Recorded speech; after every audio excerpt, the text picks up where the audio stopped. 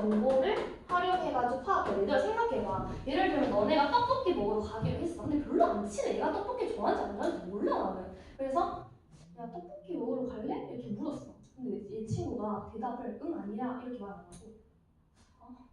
하고 떡볶이? 근데 그딴 거 왜 먹어? 왜 이렇게 맛있어? 예를 들어서 그딴 거 이런 표현을 썼어. 근데 그딴 거라는 단어는 우리가 부정적일 때 쓰는 말이잖아. 너네끼리 친구끼리 말할 때 말이야. 그런 게 뭐가 되는 거야? 단서가 되는 거야. 아 얘는 떡볶이를 그딴 거라고 표현하구나 이렇게. 그 친구 기분이 좀 더럽게 온대요.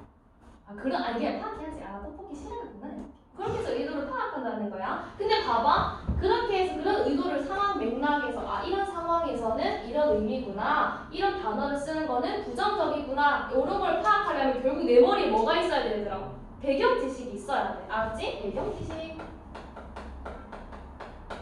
배경 지식을 활용하고 그다음에 그 외에 아까 내가 방금 말한 이런 언어적인 요소가 아니라 표정이나 몸짓, 행동에서 드러나는 비언어적 표현 그리고 표정, 행동, 몸짓이 아니라 말의 빠르기, 말투 이런 거 있지. 그런 억양 이런 거에서 드러나는 준언어적 표현도 활용을 해봐야 돼.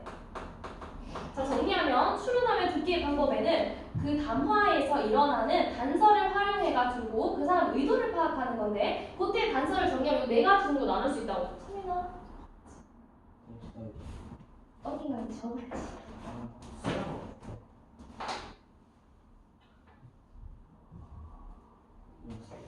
단서. 그래서 문제에서 추론하며 듣기에 그 예시 상황이 주어졌을 때 얘네가 어떤 단서를 가지고 어떤 내용으로 의도를 파악했는지 이렇게 정리하는 게 중요해. 보면 정리했지? 그 다음에 25쪽 볼게. 요건 쉬워. 일상 담화 같은 경우 우리가 지금 뭐 사회적인 동물이기 때문에 이런 거 다 파악할 수 있어. 뉴스 보도 이런 거 볼게. 정보 전달. 갈래에 뭐라고 있어? 뉴스 보도라고 되어 있지. 그리고 주제는 밑줄 치고 자전거 안전모의 미착용 실태 및 실용성이 있는 제도의 필요성이야. 그러니까 이 주제에 이 사람이 결국 뭐야? 이 기자는 어떤 말을 하겠어? 아, 이 제도가 필요해요. 이렇게 말을 할 거잖아. 그러니까 제도가 필요하다고 말하는 이 사람의 의도를 어떻게 파악해야 되는지 볼게. 청주시 무심천에 소속된 자전거도 자전거를 타며 여유를 즐기는 시민들이 쉽게 눈에 띕니다. 하지만 대부분 안전모는 착용하지 않고 있습니다. 그러니까 인터뷰를 하네. 자전거 이용자 1위 더우니까요. 더워서요. 불편하잖아요. 쓰면 답답하고. 그래서 기자가 근처에 자리 잡은 자전거 대연소도 마찬가지 하면서 안전모를 쓰면 덥고 그렇다고 안 쓰고 들여도 자전거에 매달고 나서 게임 가지고 그렇게 해요. 많이. 그래서 안 쓸 거면 안 줘요. 거리에서 안전모를 쓴 사람은 찾아보기 힘듭니다. 불편이 제일 커서 안전모 자체 무겁기도 하고 약간 탈 때 답답한 그런 느낌도 있고 이용자 3이 덥고 번거롭고 머리 망가지고 땀나고 눌리고 뭐다 써야 되고 번거로워서요. 그래서 이 기자가 2018년 도로교통법 제정으로 자전거를 타려면 반드시 안전모를 써야 하지만 처벌 규정이 없다 보니 제대로 지켜지지 않고 있습니다. 자전거 이용자가 말이 없더라고. 그러니까 안 쓴 사람이 많잖아. 내가 쓰려고 했다가. 그래서 안 썼어요. 그거 있으면 쓰고 다니죠. 이렇게 말씀드려. 여기까지 하고 내용 정리할 거야. 봐봐. 지금 보면 뭘로 이루어졌지? 지금까지 내용을 정리하면 자전거 이용자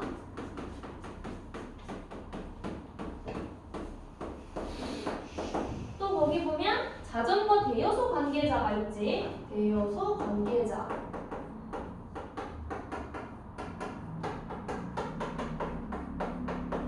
이 사람과의 지금 인터뷰를 제시하고 있는 거야. 인터뷰를 제시. 봐봐, 이 사람이 자기가 말하고자 하는 주제를 말하기 위해서 인터뷰 왜 제시했을까? 보면 인터뷰를 읽어보면 더 안 써요. 덥고 뭐 귀찮아 안 써 뭐 이런 내용이야. 결국 이 인터뷰는 어떤 걸 보여주냐면 자전거 안전모를 미착용하고 있다. 근데 이게 뭐야? 심각하다. 지금 다 안 쓴다. 이거를 제시하고 싶은 거야. 그러니까 인터뷰를 제시함으로써 이 사람은 미착용 문제의 심각성을 보여주고 싶은 거야.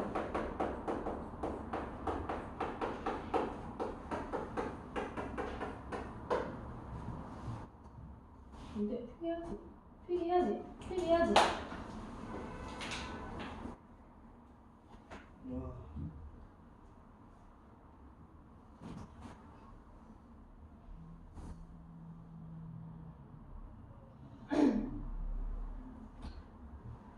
자, 그래서 지금 이렇게 문제가 심각하다, 다들 안 쓴다, 이런 이야기를 하고 나서 그 밑에 보면 자전거 이용자 4가 말하기 전에 기자가 어떤 말을 했냐면 2018년 도로교통법 개정으로 자전거를 사용하지 안전을 써야 하지만 사람들이 처벌 규정이 없기 때문에 안 쓴다고요. 그러면 그거를 통해서 뭘 밝히는 거야? 지금 이 문제에 적으세요. 원인을 밝히고 있어. 원인 밝힘. 2018년 도로교통법 개정. 근데 뭐래? 규정이 없다 보니까 안 쓴다. 그럼 봐봐. 규정이 없기 때문에 사람들이 안 지킨다고 말해. 그럼 기자의 말에서 우리는 어떤 대안을 생각할 수 있어? 규정을 강화하면 돼. 처벌 규정을 강화하면 되지.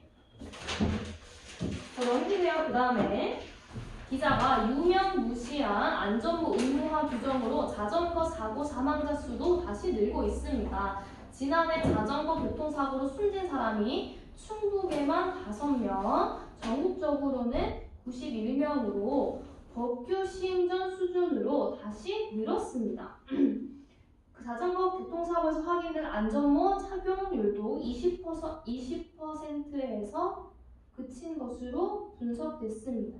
자, 밑줄 칠 거야. 죽은 사람 수 5명, 91명, 20% 밑줄 씌워.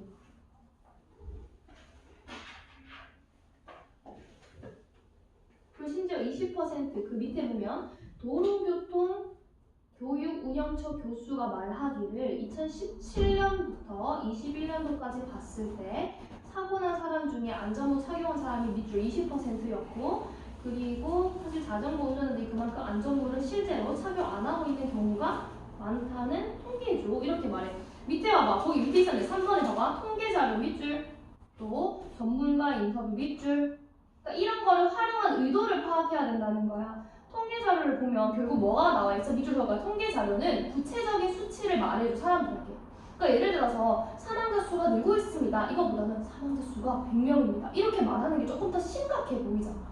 그러니까 이렇게 해서 구체적인 수치를 말해주는 거야. 그래서 거기 답이 예시 보면 어디 밑줄 치냐면 신뢰도 있는 자료.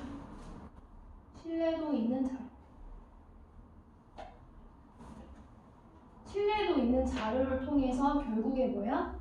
문제의 심각성 및 해결해야 된다는 의도를 밝히는 거야. 이게 중요한 거야.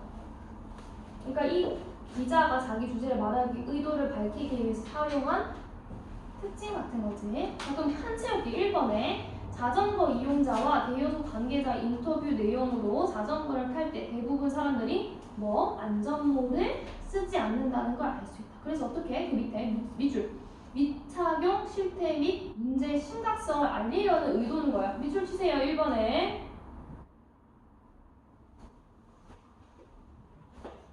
그 다음에 안전모 의무화 규정과 관련한 기자에 맞출할 수 있는 대안은 규정은 있지만 처벌 규정이 없기 때문에 지키지 않는 사람들이 많지.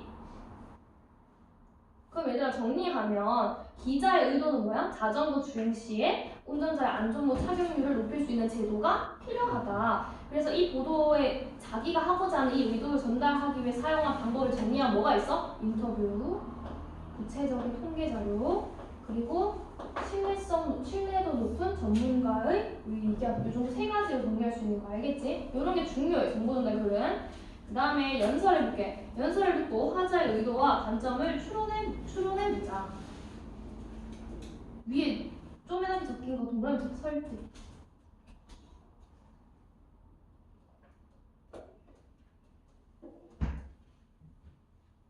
그래서 안녕하세요. 종합병 투기 프로 선수 신윤주입니다. 저는 오늘 16살에 나의 평범하지 않은 길을 걷고 있는 저의 이야기를 하려고 합니다. 밑줄 저의 이야기를 하려고 합니다. 자기 이야기 한대. 자기 뭐야? 경험인 거야. 그래서 그 특징이 뭐가 돼 있어? 경험을 이야기하면서 호기심을 유발하는 거야. 그래서 경험을 이야기하고 저 여기 2장의 사진, 동그라미 2장의 사진. 너네 이거 교과서 수업하면 두 장의 사진이 있거든? 이게 없네? 봐봐. 어떻게 생겼냐면 있어요. 뭐가 더 예뻐 보이나요? 이렇게 나온다고요? 그래서 두 장의 사진을 당연히 제시한 이유가 있겠지. 의도를 전달하기 위해서. 자, 보면 결국에 왼쪽은 나름대로 예쁜 척하고 찍은 거래. 그리고 오른쪽 같은 경우에는 시합이 끝난 직후의 모습이래. 그래서 눈물, 콧물, 범벅이래. 그리고 물어봐. 두 사진 중 어떤 모습이 더 예뻐 보이세요? 저는 늘 오른쪽 사진을 저의 인생 사진이라고 소개합니다. 왜 그럴까요? 이렇게 많이 넘기고 그 이유를 말씀드리면 오래전 제 이야기부터 시작해야 될 것 같습니다. 사실 몇 년 전까지 저는 자기 비하에 빠져 살았습니다. 저는 초등학교 1학년 때부터 친구들에게 은근히 따돌림을 당한다고 느꼈어요. 바로 제가 좋아하는 운동 때문이었죠. 어릴 때부터 바깥에 뛰어노는 걸 좋아했던 저는 매일 운동장에서 축구를 하고 레슬링도 하며 지냈는데요. 언제부터인지 아이들은 저를 좋지 않은 시선으로 보더라고요. 보통의 또래보다 유독 활발하게 행동하는 저를 못마땅하게 생각하는 것이었습니다. 같이 놀는 친구들도 제 외모를 비난하거나 축구 경기에서 일부러 제가 이기지 못하게 만들어 벌칙을 주기도 했습니다. 좋아하는 운동을 했을 뿐인데 친구들에게 전 이상하고 특이한 사람이 더 있었어요. 그런데 오랫동안 다른 사람이 상처받을 마음이 부러지고 같이 하다 보니 이상하게 그 원망이 손가락으로 자신을 가리켜 밑줄 이런 걸 뭐라 한다고? 비언어적 표현이라 한다. 행동이지 행동. 나를 향했으니까 내가 뭔가 잘못한 것 같고 이런 나를 누가 사랑해 주겠어 라는 생각만 들더라고요. 매사에 열정적이고 열심이었던 제가 자신감도 뚝 떨어지고 무기력하게 됐습니다. 외모 콤플렉스까지 생겼어요. 초등학교에 다니는 동안 참 힘든 시간을 보냈습니다. 봐봐, 여기까지 내용을 정리하면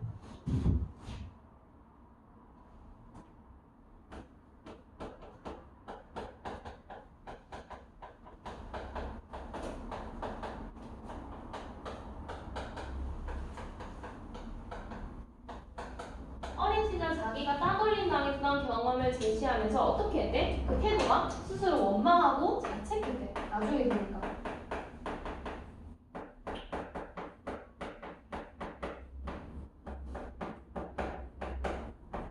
그 다음에 나를 보면 밝은 목소리로 바꿔. 밑줄 봐. 목소리가 바뀌었대. 그건 뭐야? 준언어적 표현이라고 이런 거를. 목소리가 바뀌면 그러던 어느 날 초등학교 6학년 때였어요. 그럼 밝은 목소리로 바뀌었다는 건 우리가 그 다음에 긍정적인 내용이 올 거라는 거 의도를 풀어낼 수 있는 거예요. 그래서 집으로 가는 길 우연히 권투 연습장에서 회원을 모집한다는 전단을 보았습니다. 순간 그 전단이 마치 하늘에서 내려온 동아줄처럼 느껴졌어요. 밑줄 치세요. 마치 하늘에서 내려온 동아줄처럼 느껴졌어요. 지금 뭐야? 그 전단지를 보고 동아줄에 빗대어 표현하는 거지. 결국 그 전단은 여기서 동아줄이라는 거는 어떻게 표현할까? 도움의 손길이라고 표현할게요. 도움의 손길. 도움이어서 도움. 나한테 어떠한 도움처럼 느껴졌대. 그 전단지가. 권투를 하면 누구도 저를 비난하거나 함부로 대하지 못할 것 같았습니다. 그날 이후 저는 본격적으로 권투를 배우게 되었어요. 그런데 오랫동안 잊고 있던 본능이 되살아났습니다. 밑줄 본능이 되살아났대. 자, 어떤 본능인지 보면 권투 선수가 되려면 엄청나게 힘든 훈련을 견뎌야 해요. 저는 학교 끝나면 버스 40분이 걸리는 거리 권투 연습장에 가서 9시간씩 운동을 했습니다. 또 체급을 맞추기 위해 3에서 4주 동안 10kg 감량하기도 했어요. 모든 것을 다 포기하고 싶은 유혹이 수시로 저를 찾아왔죠. 하지만 오늘 하루만큼 최선을 다해보자 마음을 견디다 보니 저는 어느새 15살 최연소로 데뷔 경기를 치러 우승까지 거둔 종합격투기 선수가 되어 있었습니다. 봐봐. 그럼 이 사람의 본능은 뭐겠어요? 자기의 성격이야. 원래 이때 어땠어? 스스로 원망하고 자책하고 소극적으로 변했었는데 내가 권투를 배우고 나니까 어떻게 된 거야? 적을게요. 적극적이고 활발한 원래 성격을 되찾은 거야. 그래서 그게 나한테 도움의 손길이었다 표현한 거야. 그러면 나에서 다로 가면 하나에 뭐가 변하는 거야? 태도 변화가 보여. 태도 변화. 원망하고 자책하고 소극적이었던 내가 적극적이고 그리고 활발한 나의 성격을 다시 되찾은 거지. 내가 좋아하는 권투를 하면서. 그래서 그런데 데뷔 경기를 치르고 나서 관련 기사를 보는데 저를 비난하는 댓글이 많은 거야. 어린 나이에 시험 나가는 것 자체가 말이 안 된다. 좀 이상한 것 같다. 와 같은 내용이 적혀 있어요. 근데 단호한 표정. 이거 뭐라고? 기억나는 표현이야. 단호한 표정으로 자기 의견 똑 부러지게 막 뭐래? 하지만 어느새 밑줄 마음의 근육이 단단하게 생겼나 봅니다.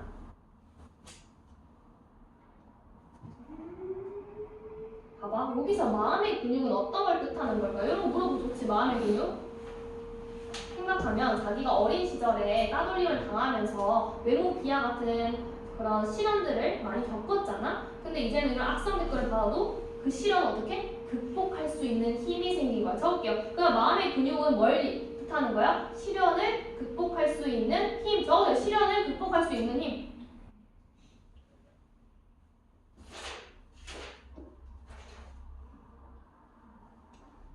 사소한 말에 상처를 받고 온종일 신경 썼던 제가 이제는 전혀 개의치 않는다고 할까요? 자신감과 자부심이 생기니 어떠한 부정적인 생각도 끼어들 자리가 없었습니다. 또한 꿈을 이루기 위해 끝까지 최선을 다하는 저를 무척 사랑하게 되었습니다. 시합 직후 사진을 꺼내고 이제 이 사진을 제 인생 사진이라고 말한 이유를 아시겠지요? 혹시 지금 힘든 일 있나요? 누구에게나 크고 작은 어려운 일 닥쳐올 수 있습니다. 하지만 여러분도 저처럼 마음의 단단한 근육을 만들어 보세요. 그러면 마음의 근육은 자신감과 자부심을 품고 스스로를 사랑할 때 더 강하고 단단해집니다. 그러면 여러분은 어떠한 상황에서도 꺾이지 않고 꿈을 향해 나아갈 수 있는 힘이 생길 거예요. 이상 세계 챔피언을 꿈꾸는 소녀 신유진이었습니다. 자, 이렇게 말해주고 마지막에 보면 이 사람의 가치관을 알 수 있어요. 적으세요. 가치관.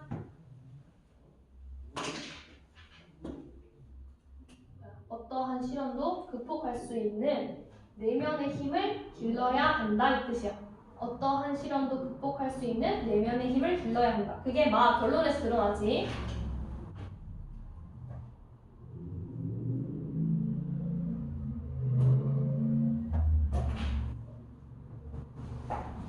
봐봐. 결국 화자는 어린 시절 따돌림 경험과 그리고 자기가 권투를 배우게 된 경험, 즉 결국 자기 경험을 통해서 자기의 태도 및 관점이 변화한 거를 이야기하고 그걸 통해 자기 결국 뭐 얘기하는 거야? 가치관 이야기하는 거야. 그 가치관이 뭐라고? 시련을 극복할 수 있는 내면의 힘을 기르는 거야. 이해됐지? 서술상 그 구조. 자, 볼게요. 넘기고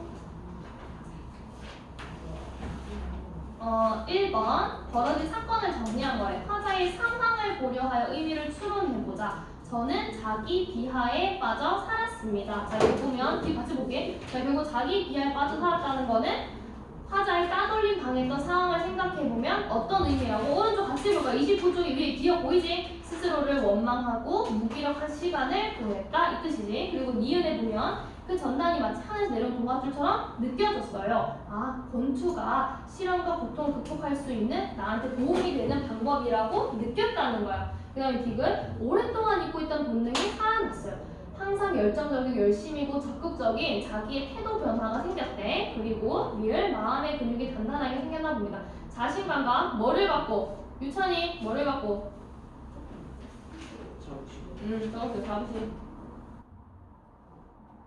관점이 어떻게 달라져 있는지 보면 똑같은 비슷한 경험이야. 유사한 경험이지만 이 사람이 권투를 배우게 되는 그 경험을 통해서 자기의 관점이 변화했다는 것을 보여주는 거야. 그 두 사진 비교할 제시한 의도 별표 주세요. 사진 제시한 의도 별표 3번 사진 제시한 의도 별표. 시합이 끝난 직후 눈물 콧물 보는 사진은 나름 예쁜 척 찍은 사진. 하지만 격투기 선수로서 스스로 살아가며 자신감과 자부심 느끼는 자신의 모습 단복이 빨아서 화자는 겉으로 보이는 모습보다는 내면을 중시하는 자신의 찬민이 자신의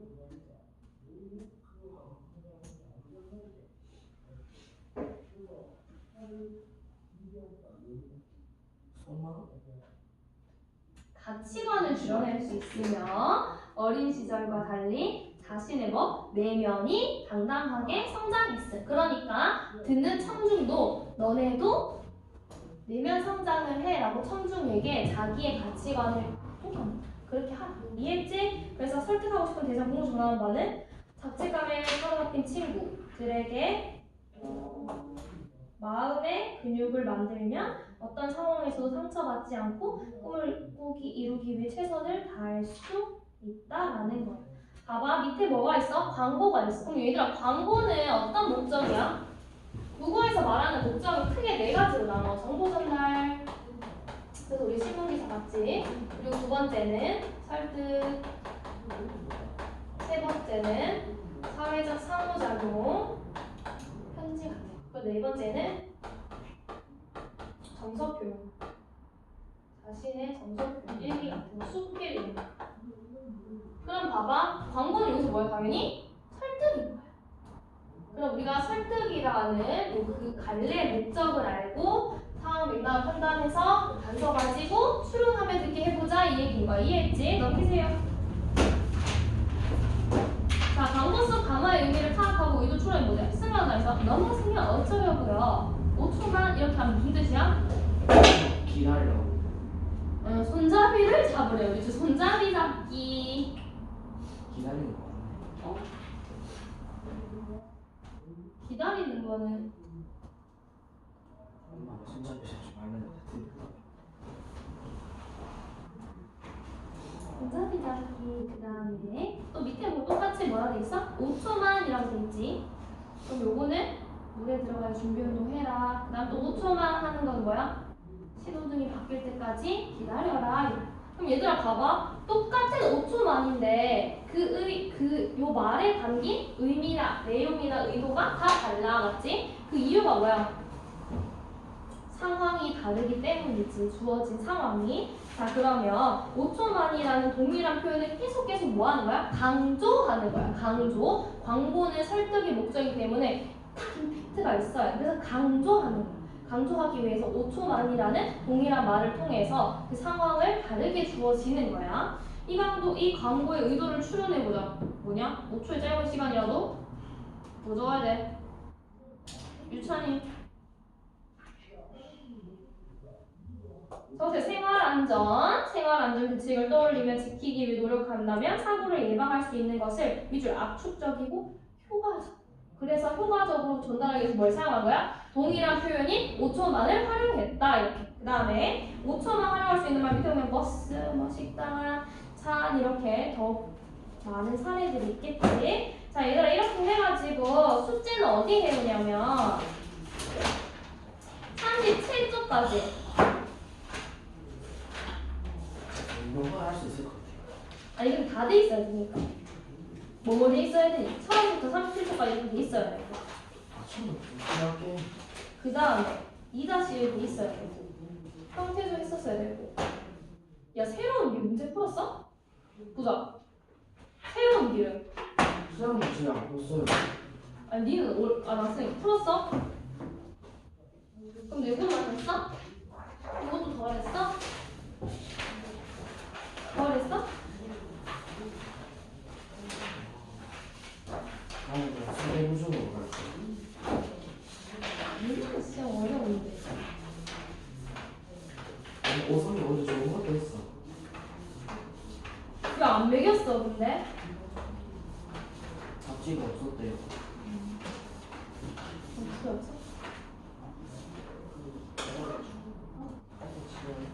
못 찾았어 결국?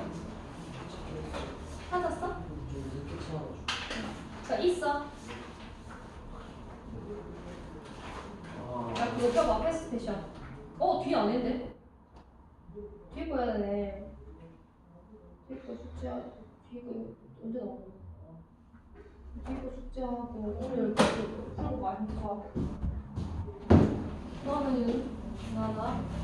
근데 너는 오늘 그래서 빨리 체크해오고.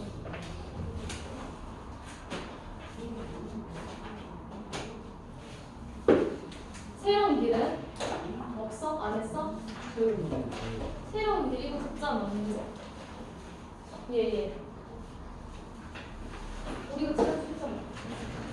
왜? 지난주 했잖아. 아닌데 진짜 했어. 했잖아. 했었지. 아니 이거 맞아. 진짜. 아닌데 이거. 어떻게 했는데? 이거 수업 했는 거 기억나지? 이거 내가 그래서 이렇게 줬잖아 윤아. 이렇게 네. 줬잖아. 그러니까 이거 줬잖아. 이거 없대. 아니 잃어버렸어? 잠깐 이거- 유찬이 받았어. 유찬아 있어? 아무도 없는데 지금 이거 없어? 왜? 있어? 아 윤아 있다. 얘 받았네. 니도 당연히 받았겠네. 잃어버렸니? 아니면 뭐 너네 학교 학습지 아니어서 갖다 버린 거야? 아니 이거랑 이건 있었어요. 이건 있었어요. 쟤는 없어졌어. 이거는 안. 그거 어디 갔냐? 아, 이거 좀 없던데. 다 쓰고 없다고? 지금 내가 합쳐줄까? 야 근데 다좀 써야겠어. 아, 진짜 왜? 똑같아. 그러면 저한테 국제 사전 수업가 없다고 무조건 챙겨. 그니까 뭐냐? 다시 해줄게. 저는 사전 준거. 네? 저희도 아이비 시험 없던데. 아 너네 알비야? 몰랐어. 패드 썼는데. 진짜. 저희 반에 어떤 애그 패드로 픽시 보다가 걸려가지고. 아이비는 수업 좀 재밌겠다. 맞지? 활동 이런 거 많이 하잖아. 맞지? 아니 패드 뭐 온라인 뭐 디지털 교과서 그거 하는데 내가 너무 복잡해. 아, 뭐 말하고 이거 뒤에 거 해와 알겠지? 여기 이 부분까지 해서 해와. 뒤에 박스가 따로 있거든. 그러니까 유형이 달라. 얘는 좀 이렇게 생기고 얘는 이렇게 생겼잖아. 이게 1-1-1-1-이고 얘는 2-2가 이거 하고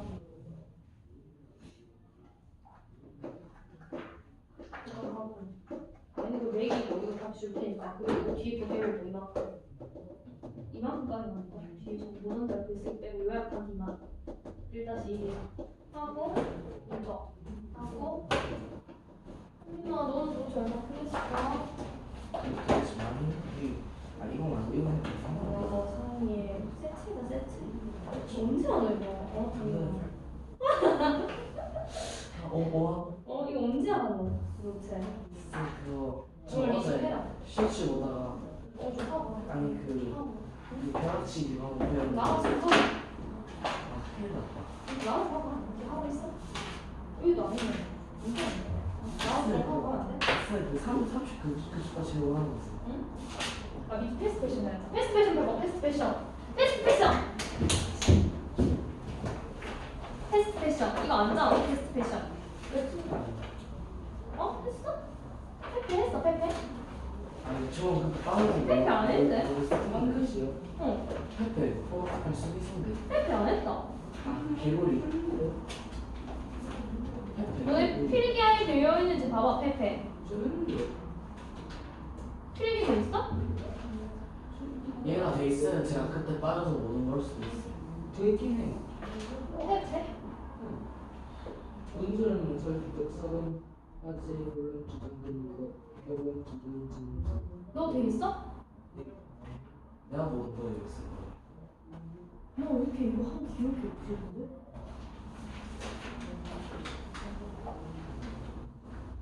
소나기 유래는? 이거 안 했잖아. 아, 소나기 유래를 안 했다 그러면 맞지? 뒤에 내가 하나 뭐 안 했는데? 소나기 유래 안 했잖아. 있어요. 이거 안 했잖아, 맞지? 네. 소나기 유래라고, 소나기 유래. 이거 시험 뭐야 이거? 뭔데? 이건 시험 뭡니다, 이 다시. 너네. 아니 우리 쌤이 패스트 패션까지 올라가셨는데.